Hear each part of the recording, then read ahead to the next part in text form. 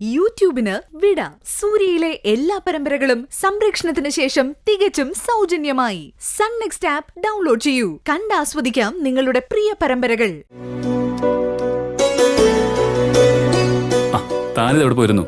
ഞാൻ ആന്റിയുടെ അടുത്തുണ്ടായിരുന്നു. അമ്മ ഇപ്പൊ വിളിച്ചിരുന്നു.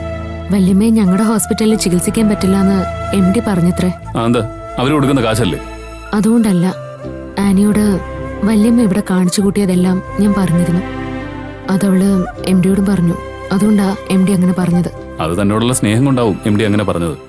അത് പാടില്ല സൂര്യ. ഹോസ്പിറ്റലാവുമ്പോ അവിടെ പലരും വരും. വ്യക്തിബന്ധങ്ങൾ നോക്കിയല്ല പേഷ്യന്റിനെ ചികിത്സിക്കേണ്ടത്. സൂര്യ പറഞ്ഞതുപോലെ അവരും കാശല്ലേ കൊടുക്കുന്നേ. തന്റെ വല്യച്ഛനും വല്യമ്മയും ഇതിനു മുമ്പും പല പ്രശ്നങ്ങളും ഉണ്ടാക്കിയിട്ടുണ്ട്. അതുകൊണ്ടായിരിക്കും MD അങ്ങനെ പറഞ്ഞത്. കാര്യം അത് തന്നെയാ. എന്തായാലും MDയെ ഞാനിപ്പോ വിളിച്ച് സംസാരിച്ചിട്ടുണ്ട്. എന്നെ കരുതി അവരെ ഡിസ്ചാർജ് ചെയ്യരുതെന്ന് ഞാൻ പറഞ്ഞിട്ടുണ്ട്. അത് നന്നായി. സൂര്യ, ഞാനൊന്ന് ഹോസ്പിറ്റലിലേക്ക് പോവാന്ന് കരുതിയതാ. അപ്പൊ ആന്റി അങ്കിളും പോണ്ടെന്ന് പറഞ്ഞു. വിരുന്നിന് വീട്ടിലേക്ക് പോയിട്ട് മറ്റെവിടേക്കെങ്കിലും പോയാൽ മതി എന്ന് പറഞ്ഞു. താനവിടെ പോകേണ്ട കാര്യമൊന്നുമില്ല. പിന്നെ വിരുന്നിന് പോയിട്ട് മറ്റെവിടെയെങ്കിലും പോയാൽ മതി എന്ന് പറഞ്ഞതിനോട് ഞാൻ യോജിക്കുന്നുമില്ല. എനിക്കും വലിയ യോജിപ്പൊന്നും ഇല്ല സൂര്യ. നമ്മളതിന് ആദ്യമായിട്ടൊന്നും അല്ലല്ലോ കല്യാണം കഴിഞ്ഞ് ഇവിടേക്ക് വരുന്നത്. എന്താ സൂര്യ ചിരിക്കുന്നത്? തന്റെ ഡയലോഗ് കേട്ട് ചിരിച്ചതാ. ശരിക്കും പറഞ്ഞ നമ്മൾ രണ്ടും രണ്ടാം കെട്ടാണല്ലേ? ആദ്യം എന്റെ അനുവാദം ഇല്ലാതെയല്ലേ സൂര്യ എന്നെ താലി കെട്ടിയത്? തന്റെ മനസ്സെനിക്കറിയാലോ. ഞാൻ താലി കെട്ടുമ്പോ തന്റെ ഉള്ളിലും കെട്ടിമേളം മുഴങ്ങുന്നത് ഞാൻ കേട്ടു. ഓ പിന്നെ, വെറുതെ കള്ളം പറയാതെ സൂര്യ. ആ സമയത്തെ എന്റെ ടെൻഷൻ എനിക്ക് പറയാൻ പോലും പറ്റില്ലായിരുന്നു. ഞാൻ വെറുതെ പറഞ്ഞതല്ല. അന്ന് ഞാൻ അങ്ങനെ റിസ്ക് എടുത്തോണ്ടല്ലേ അവസാനം ദൈവം നമ്മളെ ഒന്നിപ്പിച്ചത്. നേര് പറഞ്ഞ കഴിഞ്ഞ ഓരോരോ സംഭവങ്ങൾ ഓർക്കുമ്പോ വിശ്വസിക്കാൻ പോലും പറ്റുന്നില്ല. എനിക്കും അങ്ങനെ തന്നെയാ സൂര്യ. നമ്മളെ അകറ്റാനും ഒന്നാകാതിരിക്കാനും വേണ്ടി ആരൊക്കെ ഏതൊക്കെ രീതിയിലാ പലതും ചെയ്തത്. ഒടുവിൽ എല്ലാവരെയും വിധികളാക്കിക്കൊണ്ട് വിധി നമുക്ക് തന്നെ അനുകൂലമായിട്ട് വന്നു. സത്യം. എത്ര ഈശ്വര വിശ്വാസം ഇല്ലാത്തവർക്കും ഇതുപോലൊരു അനുഭവം ഉണ്ടായ വിശ്വസിച്ചു പോകും. ഇനി ഞാനൊരു കാര്യം ചോദിച്ചാ സൂര്യ സത്യം പറയോ? ഞാനിതുവരെ തന്നോട് കള്ളമൊന്നും പറഞ്ഞിട്ടില്ലല്ലോ. എന്നാ ഞാൻ ചോദിക്കാൻ പോവാ. കല്യാണ സമയത്ത് ഞാൻ വീൽ ചെയറിൽ നിന്നും എണീറ്റില്ലായിരുന്നെങ്കിൽ സൂര്യ മാനസയെ താലി കെട്ടുമായിരുന്നോ? പറ, കെട്ടുമായിരുന്നോന്ന്. അതിന് സൂര്യ എന്ന വ്യക്തി ആ സമയത്ത് അവിടെ ഇല്ലായിരുന്നല്ലോ. അതേ ഭാവന, താൻ ആന്റിയെ കൊണ്ട് ഞാൻ തന്റെ കഴുത്തിൽ കെട്ടിയ താലി ഊരി എന്റെ കൈ തന്നില്ലേ? ആ നിമിഷം തന്നെ എന്നിലെ വ്യക്തി മരിച്ചു കഴിഞ്ഞു. പിന്നെ ഞാൻ എന്റെ അമ്മ നിയന്ത്രിക്കുന്ന ഒരു റോബോട്ട് പോലെയായിരുന്നു. മനസ്സിൽ ഞാൻ താലി കെട്ടിയാലും ഈ വീട്ടിൽ പിന്നെ ഞാൻ ഉണ്ടാവില്ലായിരുന്നു. അത്രമാത്രം വേദനയോടെ ഞാൻ കതിർമണ്ഡപത്തിലിരുന്നത്.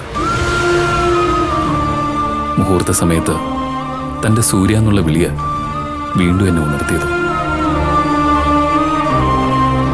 അവിടെ ഞാൻ വിശ്വസിച്ചിരുന്ന ആ പ്രപഞ്ചശക്തി എന്നെ രക്ഷിച്ചു എന്നാ ഞാൻ ഇപ്പോഴും വിശ്വസിക്കുന്നത്.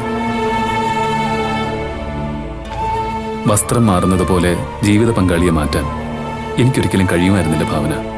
മറ്റാരേക്കാളും എനിക്ക് നിന്നെ അറിയില്ലേ സൂര്യ. എല്ലാം നല്ലതിന് വേണ്ടിയായിരുന്നു എന്ന് മാത്രം വിശ്വസിക്കുക. അങ്ങനെ തന്നെ എന്റെയും വിശ്വാസം. ഭാവന, ഇനിയും എനിക്ക് മനസ്സിലാവാത്തൊരു കാര്യമുണ്ട്. അതും കൂടി താനൊന്ന് ക്ലിയർ ആക്കി തന്നാൽ പിന്നെ ഞാൻ ഹാപ്പിയാണ്. എന്താ? വളരെ സന്തോഷത്തോടെ എന്റെയും തന്റെയും കല്യാണം നടത്താൻ അമ്മയും അച്ഛനും തീരുമാനിച്ചതും നമ്മളതിന് സമ്മതിച്ചതും. പക്ഷേ അപ്രതീക്ഷിതമായിട്ട് താൻ അതിൽ നിന്ന് പിന്മാറിയതും ഒടുവിൽ മാനസയെ ഇതിലേക്ക് വലിച്ചഴിച്ച് കൊണ്ടുവന്നതും. എന്തിനാ താൻ അങ്ങനെ ചെയ്ത?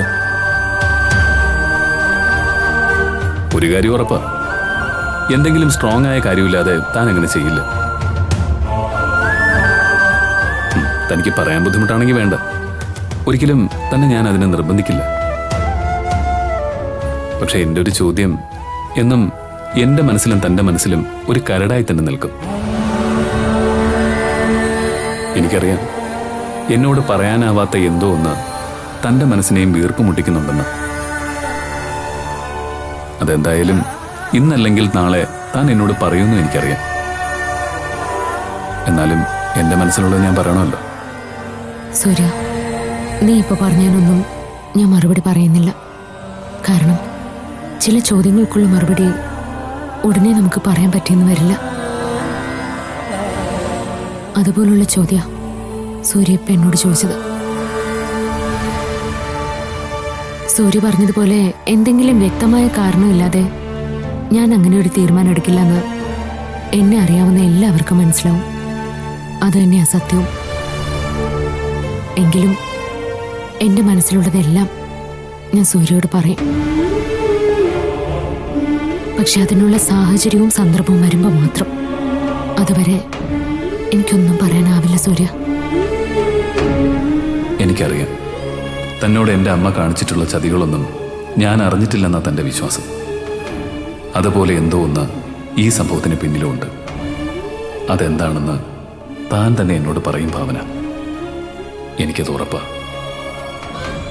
സൂര്യ, എന്താ നീ ഇങ്ങനെ നോക്കുന്നത്? ഞാൻ തന്നെ മനസ്സൊന്ന് പഠിക്കാൻ നോക്കിയതാ, പക്ഷെ പറ്റുന്നില്ല. അതെനിക്കിഷ്ടപ്പെട്ടു. ഒരിക്കലും നടക്കാത്ത കാര്യം. ആര് പറഞ്ഞു? നമ്മൾ പരസ്പരം നമ്മുടെ മനസ്സിലുള്ള കാര്യങ്ങൾ എത്രയോ തവണ പങ്കുവച്ചിരിക്കുന്നു. ഓ അങ്ങനെ. എന്നാലേ വെറുതെ സ്കാൻ ചെയ്ത് ബുദ്ധിമുട്ടണ്ട. എനിക്ക് പറയാനുള്ളത് ഞാൻ ഉറപ്പായിട്ടും സൂര്യയോട് പറയും.